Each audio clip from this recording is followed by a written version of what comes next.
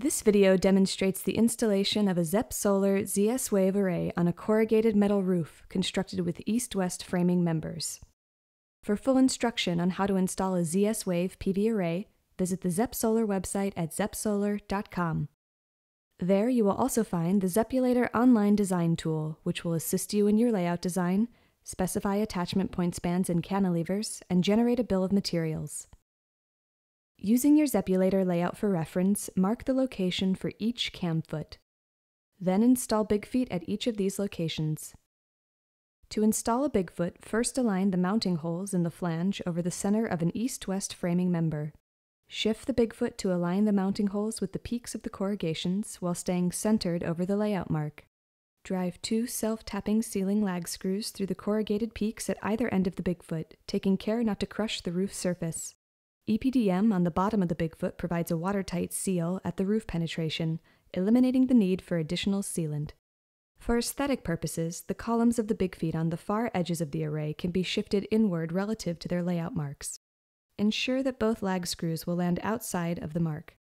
These are then installed in the same fashion as before. After all the big feet have been secured, install cam feet along the edge of the array that will receive the first modules. To install a cam foot, slide it into the channel of the big foot, aligning it with your layout mark.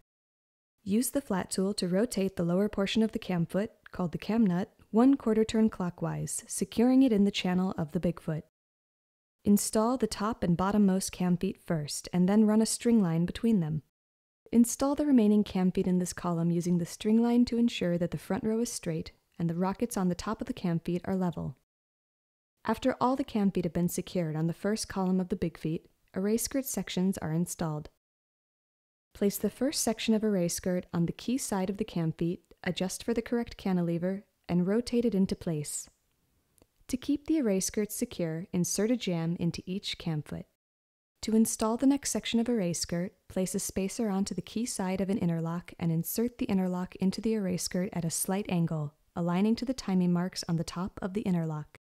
Using the Zep tool, rotate the Zep in the first section of skirt 90 degrees from position 1 to position 3. Rotate the next section of array skirt onto the remaining cam feet while simultaneously turning the Zep to position 3. This causes the array skirt to fully seat.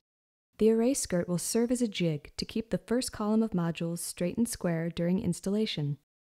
To install a module, place the groove along the module's lower edge onto the tongues of the first column of cam feet and interlocks. Use the alignment marks on the interlock to position the modules and to maintain consistent spacing.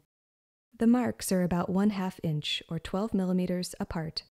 Then pivot the modules downward while applying forward pressure, causing the module groove to seat on the tongues of the cam feet and interlock. As an alternative to using an array skirt, additional big feet can be added to the first column so each module will rest on 2 cam feet during installation.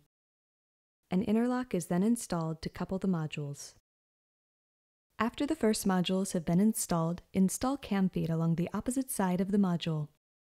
With the cam nut aligned in the channel of the big foot, insert the key side of the cam foot into the module and engage by hand, or with the Zep tool or flat tool to provide additional leverage. Then rotate the cam nut 1/4 turn clockwise to secure the cam nut to the channel of the big foot. Couple the modules along this edge using an interlock at each module seam. Insert the interlock by hand into the groove at a slight angle, making sure to maintain a consistent gap between modules by referencing the alignment marks on the interlock. Use the Zep tool or flat tool to turn each Zep from position 1 to position 3, aligning the numbered timing marks on the Zep tool with the timing marks on the interlock. If a cam foot is needed in the same location as an interlock, a hybrid interlock is threaded into the cam foot stud in place of the rocket, and the assembly is then installed in the same manner. Next, the inter-array wiring is managed along the edge of the modules. To secure the wiring, load a cable into a cable clip and snap the clip into the groove. Slide the clip along the groove to eliminate cable slack. 2 clips per module are recommended for proper wire management. Now that the first column of modules is fully installed, the array skirt is no longer needed and can be removed from the edge of the array. To remove the array skirt, first use the flat tool to remove the jambs from each cam foot along the array skirt. Then use the flat tool to disengage the interlock Zeps by turning each from position 3 to position 1.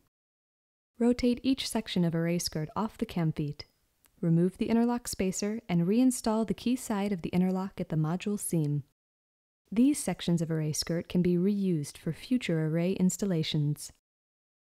Install subsequent columns of modules in the same manner as the first, dropping in, installing cam feet, coupling modules with interlocks, and securing wiring.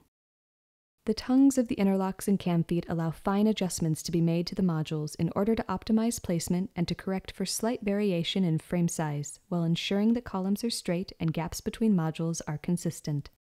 This flexibility allows for continual truing of the array as it is built. After the array is complete, or after each column of modules is installed, check the array for level and make any necessary adjustments to compensate for an uneven roof surface. Using the Zep tool with a number 30 Torx bit inserted into its end, rotate the threaded stud of the cam foot to raise or lower the array at each cam foot location.